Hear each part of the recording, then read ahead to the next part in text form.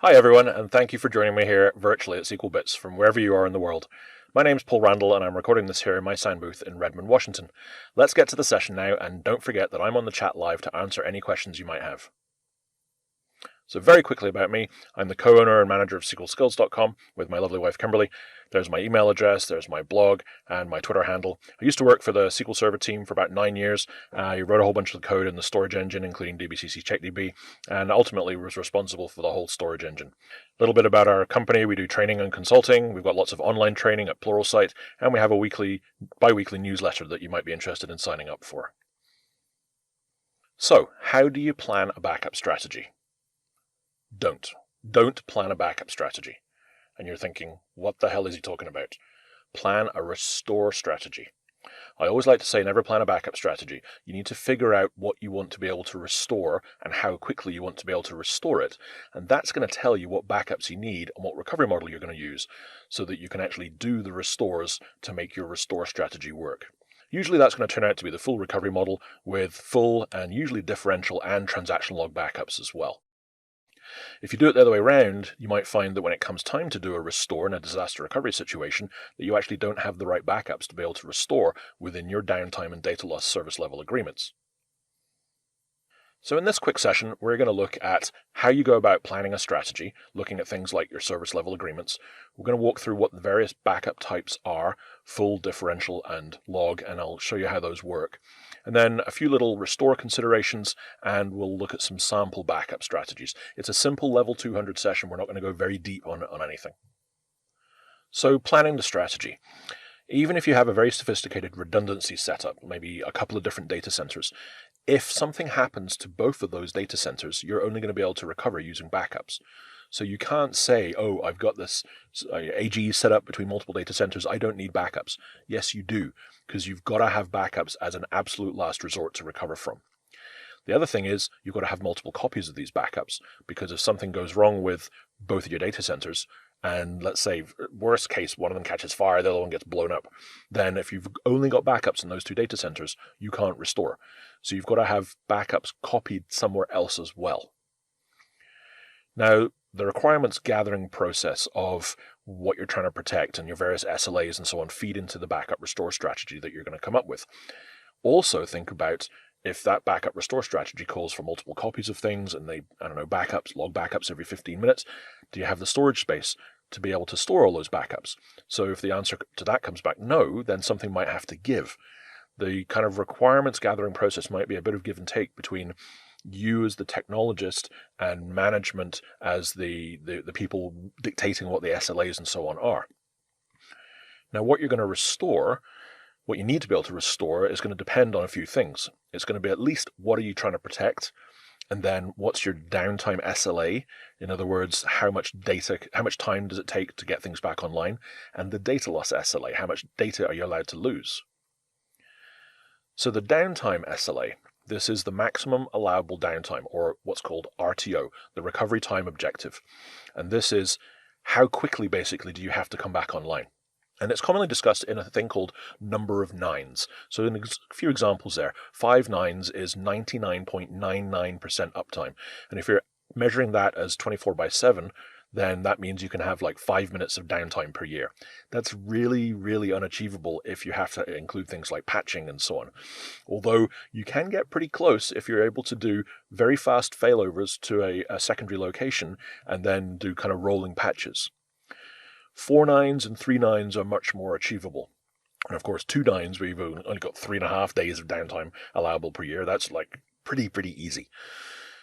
Most businesses are striving for the most number of nines they can. And that means that you've got to, if you're looking at using backups for doing your restores or your recovery from a disaster, you've got to have a restore strategy that allows you to recover as quickly as possible. And that's generally going to be a full backup, a differential backup, and log backups. Now, as you're thinking about your number of nines, you've got to think about how is that defined for you. Is it 24/7, or is it, say, only while people are using the database? So 9 a.m. to 5 p.m. weekdays, for example. It's much easier to do 5 nines for 9 a.m. to 5 p.m. than it is to do 5 nines for 24/7. Be aware that your managers may ask for zero downtime. Zero downtime is really not achievable, because even if you have a very fast failover, there's still going to be a few seconds where no work can be done in the database.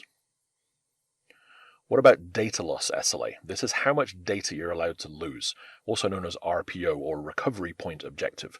And that's really what point in time do you have to be able to restore to. Most of the time that means absolutely right up to the point of the disaster. Okay. It might be different for different tables, different databases, but usually what I find is it's as close as possible to the time that the problem occurred. Now, zero data loss is much more easily achievable than 5 nines uptime, and management's probably going to ask for zero data loss as well. With careful management of your backups, you can have zero data loss, but not and zero downtime. And the way that you're going to get zero data loss is you're taking log backups in the full recovery model. And that may mean lots and lots of log backups if your log generation rate is really, really high.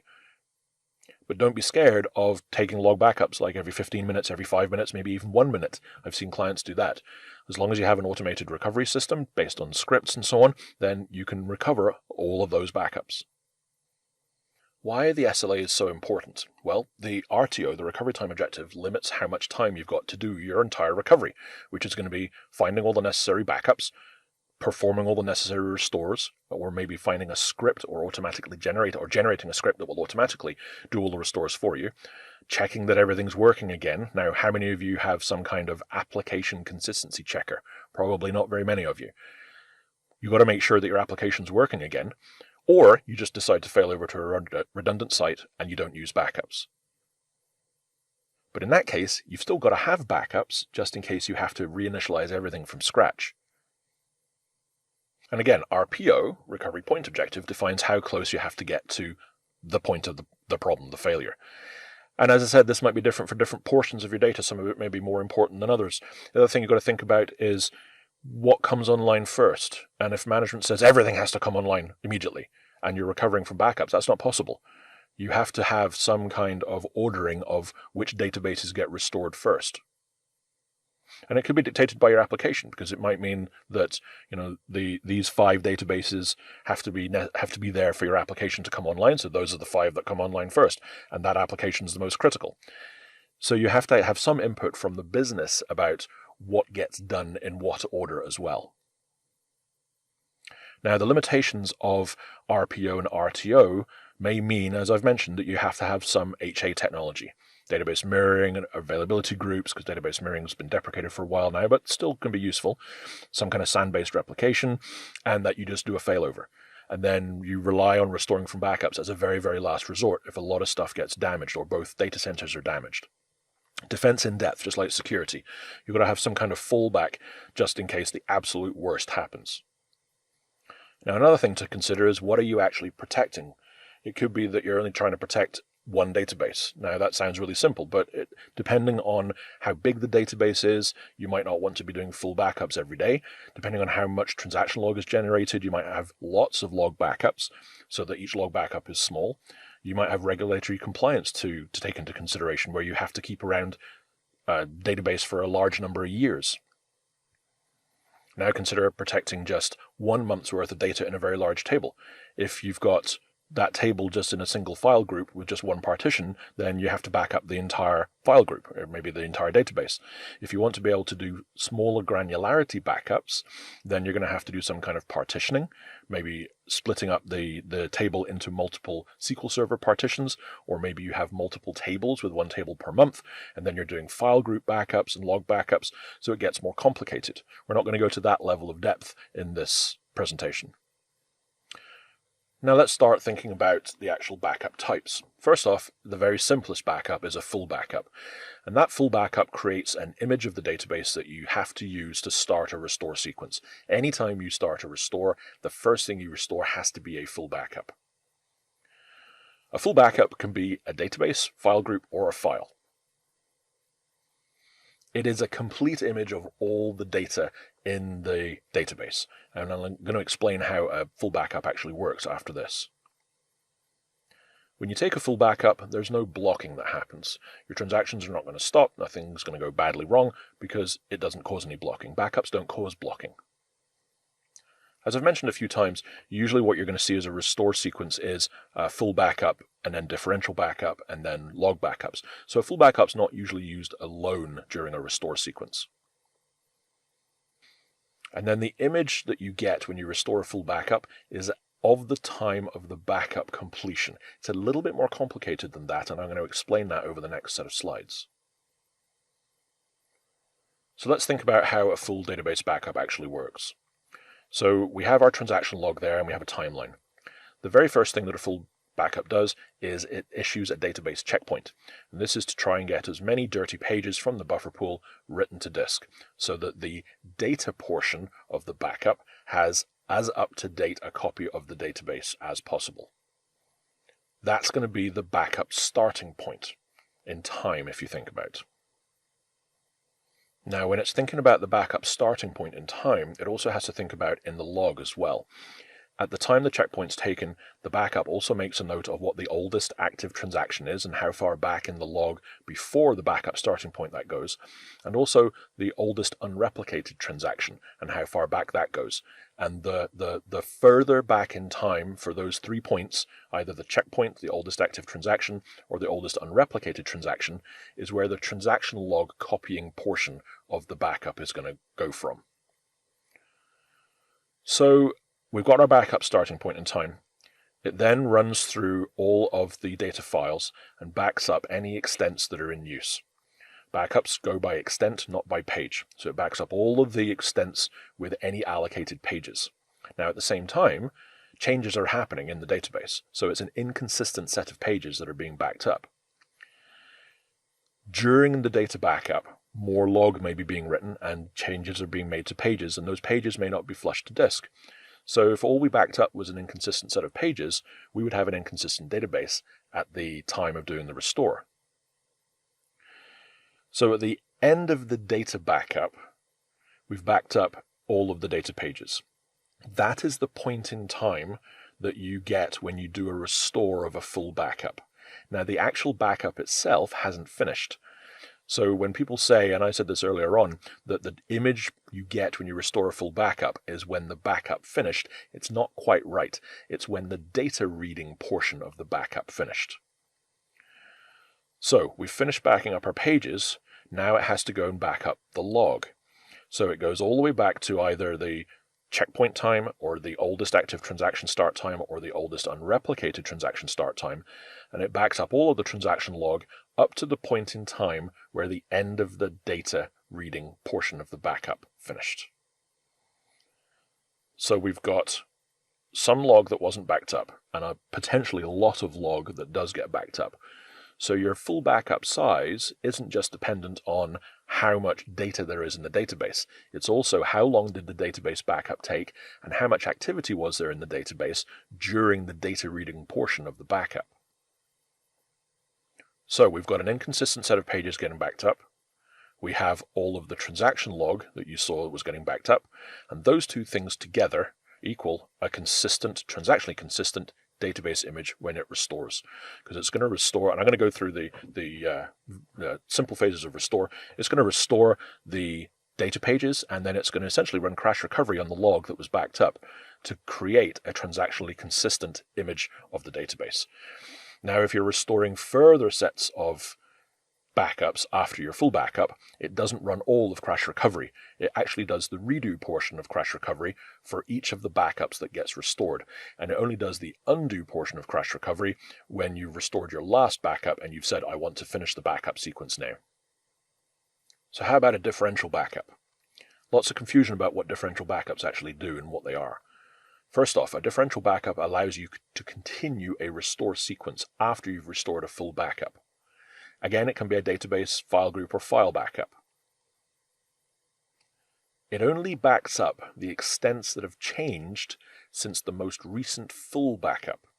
So the most recent full backup is called the differential base for subsequent differential backups until the next full backup is taken. So you can think of a differential backup as being cumulative. You take a full backup, some stuff happens in the database, take a differential backup, it'll be a certain size. Some more stuff happens in the database, you take another differential backup, it'll be bigger than the first differential backup. Differential backups are cumulative. They are not incremental. SQL Server does not have incremental data backups like other RDBMSs do. Again, differential backups don't cause blocking, just like full backups don't either. You can only restore a differential backup after you've started a restore sequence with a full backup, and it has to be the very most recent full backup before that differential backup was taken. Otherwise, the differential backup cannot be restored. And finally, just like with a full backup, the point-in-time image you get is at the end of the backup. And to be more technically accurate, it's at the end of the data reading portion of the differential backup. Because a differential backup really has the same issue as a full backup. It has to back up the data, and then it has to back up any transaction log from the start of the differential backup, or back to the oldest active transaction, blah, blah, blah, to the end of the data reading portion of the backup's time. So that's the image you get. So how does a differential backup work? You could kind of think of it as going through the same set of steps that a full backup does, but instead of the data reading portion of the backup backing up everything, it only backs up those extents that have changed since the last full backup occurred. So for instance, let's say that we've got 6 extents that have changed since the last full backup. There's a bitmap, and it's called a differential bitmap, or a differential change map, and there's one of these for every 4 gigabytes of every data file. And so a differential backup is going to run through all of those differential bitmaps, and there's a bit per extent that's changed, and it's only going to back up those extents. So our differential backup is only going to have those 6 extents in. Obviously, I'm simplifying this. So you can see how the more stuff in the database has changed since the last full backup, the larger differential backups will be.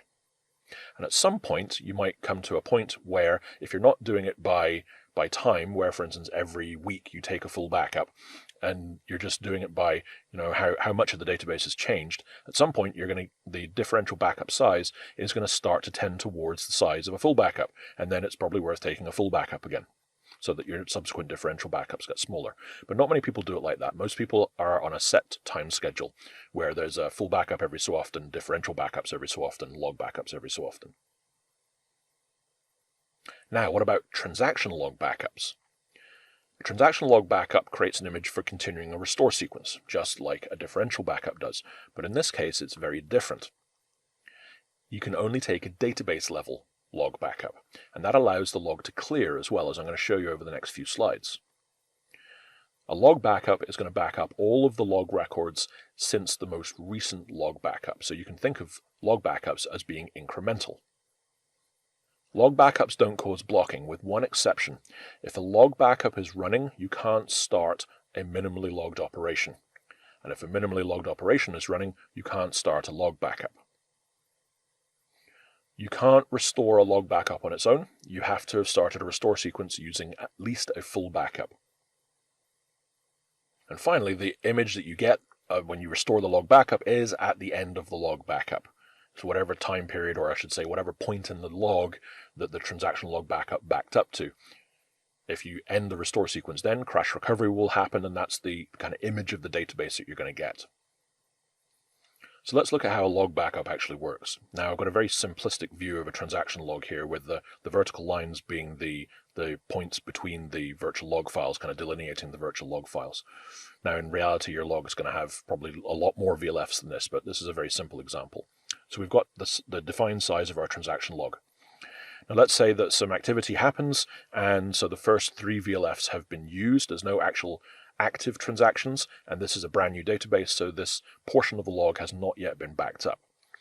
We have another 2 VLFs that are active, and they've got transactions actually doing stuff in them. Now, all 5 of those VLFs are marked active, but only the last 2 VLFs have log records from active transactions, so none of that stuff's been backed up.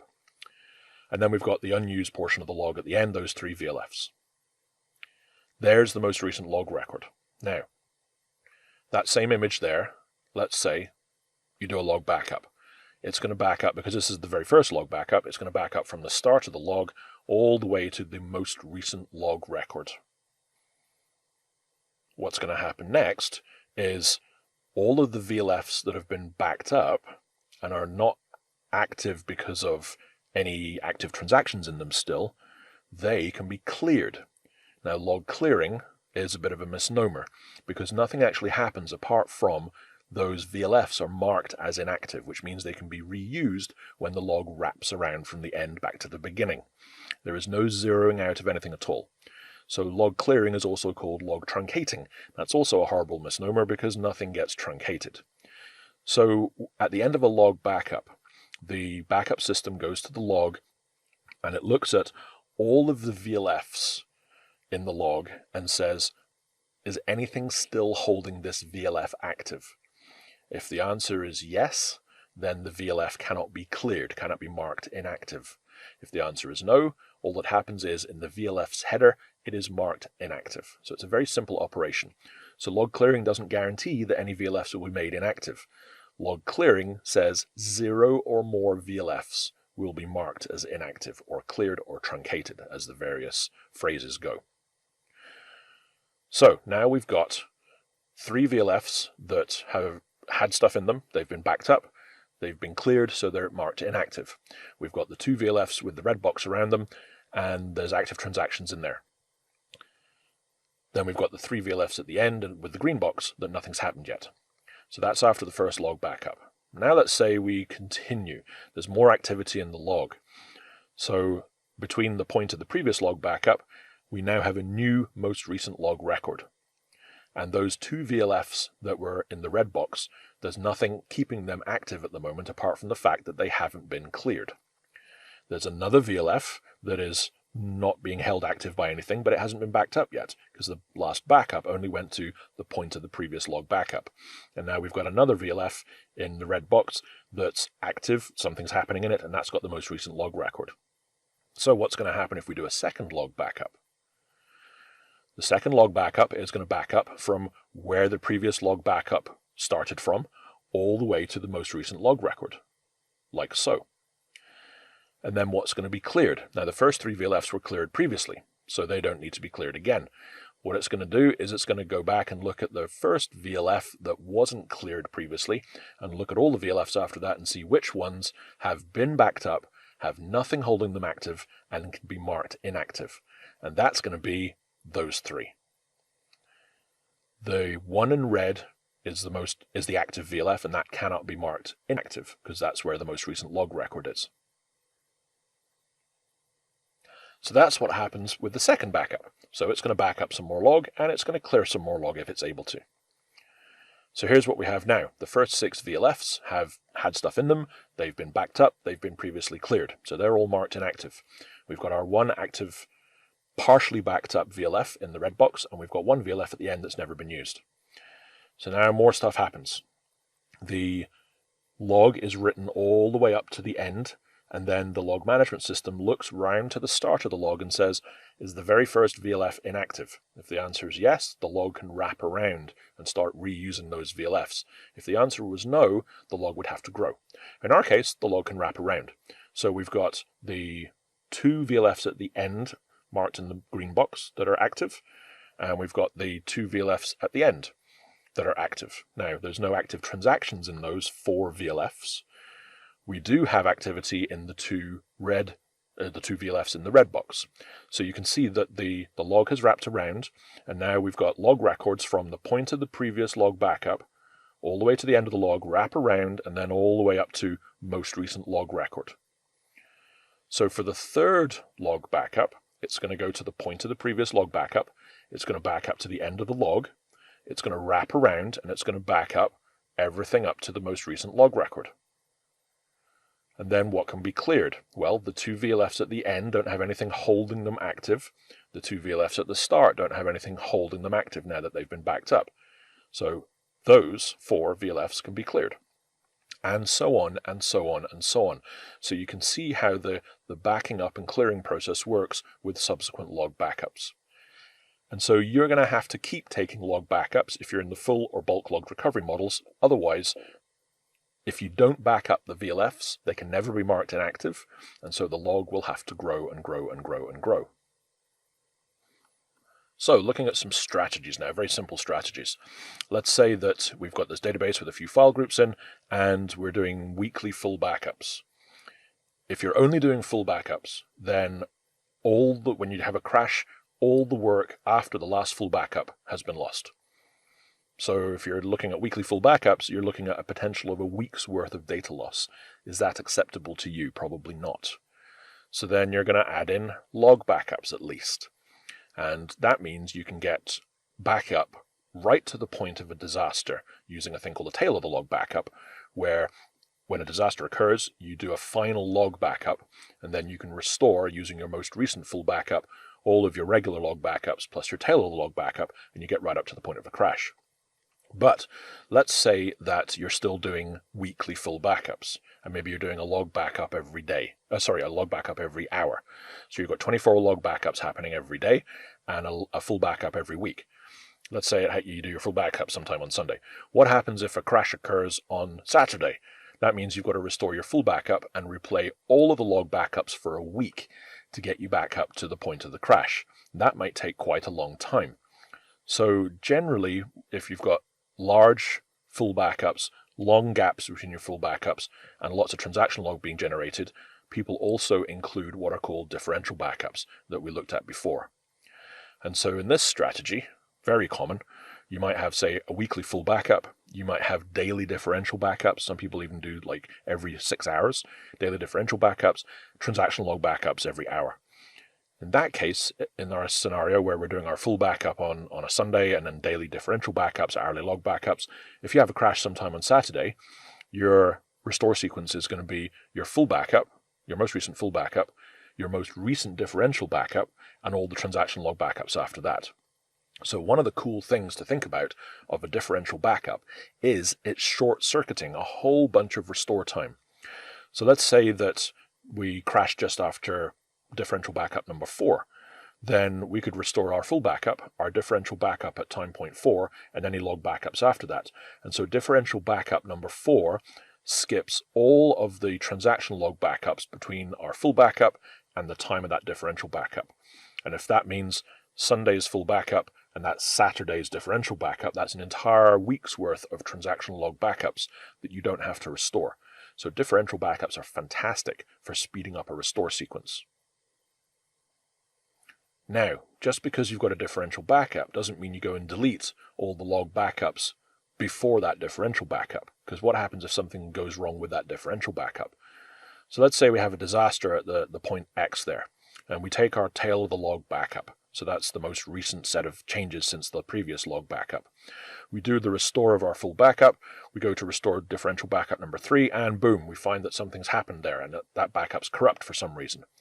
Now, if we had multiple copies of that differential backup, it would be unlikely that all of the copies had gone bad. But let's just say we only have one copy.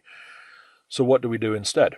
Then we restart the restore sequence, we restore our full backup, we can restore our differential backup at time point 2, and then all of the log backups after differential backup time point 2, ending with our tail of the log backup. And that's our restore sequence, very simple example. But if we had said, okay, we've done differential backup 3, I can delete differential backup 2, or I can delete some of the log backups before then, we would not have been able to restore all the way to the tail of the log backup. You have to have multiple paths to get from your full backup up to your tail of the log backup. That means you're not deleting the stuff. And I've seen people do this and get themselves into problems where they keep one full backup, one differential backup, and just the log backups after that. And that's playing with fire, because anything goes wrong with that restore sequence, and that means you can't restore. So that brings us to the question of how long do you keep backups for? Well, it really depends. It depends on how much space you've got. It depends on how often you're taking backups. It depends on how critical a particular system is. So for full backups, it's kind of difficult to say without thinking about all of those things. But as a kind of ballpark thing, I might say keep 3 months worth of full backups around, keep 3 months worth of differential backups around, keep 3 months worth of log backups around. That could be an awful lot of stuff you've got to keep around. But defense in depth. If something goes wrong with your restore sequence, you want to be able to have multiple paths to get back to your most recent point in time. And that means you've got to keep a few months worth of backups around just in case. There's also the case of Maybe somebody needs to restore something to a point in time that was a while ago. If you don't have the backups kept around, there's absolutely no way you can do that. So, it kind of depends. Your mileage is going to vary. There's also regulatory compliance to think about as well. We have, for instance, some clients in the US, financial clients, where they have to keep around 7 years of full backups, just because that's the law. They have to keep that stuff around. So there's all kinds of things that go into how long you keep your backups around. But the critical point is, don't go deleting your previous backups just because you took another one. So what about the phases of restore? So when you restore a backup, let's say we're restoring a full backup, what's going to happen? At least some of these steps. Okay, so if your database file doesn't exist and you're not overwriting it, then it's going to create the file, maybe, and it's going to initialize them if necessary. Now, for the log cannot be instant initialized. So if you've got say a terabyte size log, that initialization step is going to be zero initializing a terabyte of transaction log. So that might take quite a while. So that's something else you have to bear in mind when you're planning out your restore strategy. How long is it going to take if you have to restore absolutely from scratch? Now, in a full backup, it's then going to copy all the data from the backup into the database, and then it's going to copy all the transaction log that it backed up, and then it's going to run, if you're allowing the restore sequence to finish right then, it's going to run crash recovery. Now, that means it's going to redo all of the log, replay any transactions that need to be replayed, and then it's going to do the undo, undoing any transactions that shouldn't be in the database at the time of the end of the restore. As I mentioned earlier on, if that's not the end of your restore sequence, then it does do the redo portion of crash recovery for each backup that's restored. It's not going to do the undo until the very last backup in your restore sequence. What about making your restores go faster? So maybe you've got the optimal set of backups. What can you do to make your restore even faster? The first thing is to restore as little as possible. If you're able to, don't restore the entire database. Restore just the portion that's damaged. But whatever it is that you're restoring, you have to be able to bring it to the same point in time as the rest of the database. Now, if you do have a full database differential backups, full backups, differential backups, log backups strategy, and you have multiple files or file groups, then you are going to be able to do things like a page level, file group level restore. You have to have log backups to be able to do that because of the requirement to restore whatever it is you're restoring to the same point in time as everything else. So if you don't have log backups getting right up to the current point in time, you're not going to be able to finish that restore sequence. You also want to make sure that wherever you're restoring, you have instant file initialization enabled so that the data file creation, if necessary, goes very fast. There's no zero initialization for those. You could also use backup compression.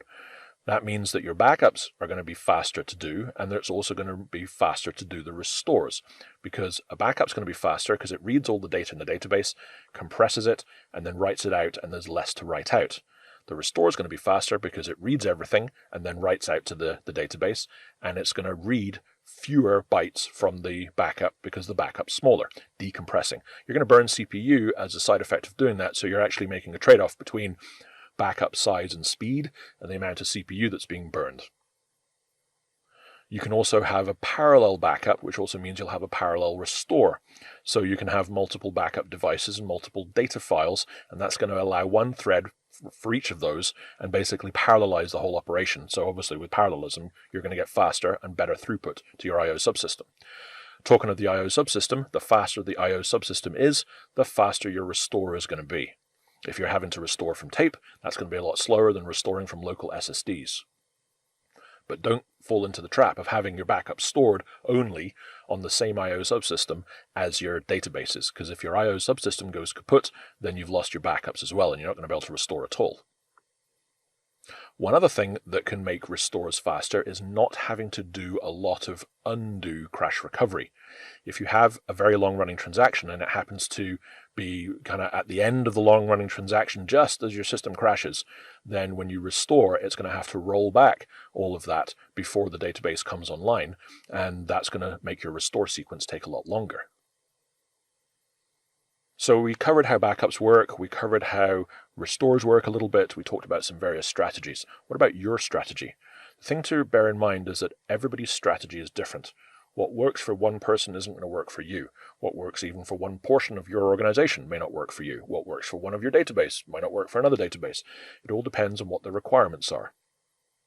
Make sure that your backup strategy reflects what you want to be able to restore. Remember, you design the restore strategy first with the requirements input of your data loss and downtime SLA, and that shows you what you're going to be able to do for your backups when your backup strategy.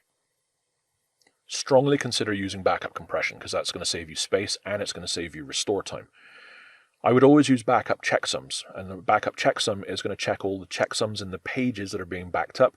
It's also going to create a checksum over the entire backup, and then you can verify your backups by doing restore backup with checksum, and that's going to retest all the page checksums inside the database in your backup and validate that your overall backup checksum is correct. So your backup hasn't been damaged. What's even better is to restore your backup somewhere else to make sure that they're valid as well. On a bit more of a meta thing, always make sure that you've got a DR plan worked out and that everybody who might have to use it has tried it. You might even have some scripts that automatically create restore statements based on what's in the various backup tables in MSDB, and so you don't have to manually do all the restore statements. That can save you a whole bunch of time, and especially in a kind of panic situation where somebody might make a mistake. And at the very, very least, make sure you have some kind of backup strategy, because if you don't have any backups and everything gets destroyed, that's the end of your databases. And I've seen cases where that's the end of somebody's business, and you don't want to be in that situation. And above all, make sure you're testing your backup strategy regularly. You might think you tested it once and everything's fantastic, you can meet your various SLAs, but then your data volume grows over time, and suddenly a disaster happens, and it takes twice as long to restore. And now you've broken your how long can I be down SLA. Some references for you. There's a few articles that I've written over time. There's a Pluralsight course on understanding and performing backups, and I've blogged an awful lot on backup and restore as well. And that's it. We're done. Many thanks for watching my session, and if you watch any of the other sessions, thank you for that as well. I hope you've enjoyed it, and I hope you've learned from it. If you've got any questions about the content, please feel free to email me at paul@sqlskills.com. I hope you've enjoyed the conference, because I think this is the last session now, and bye for now.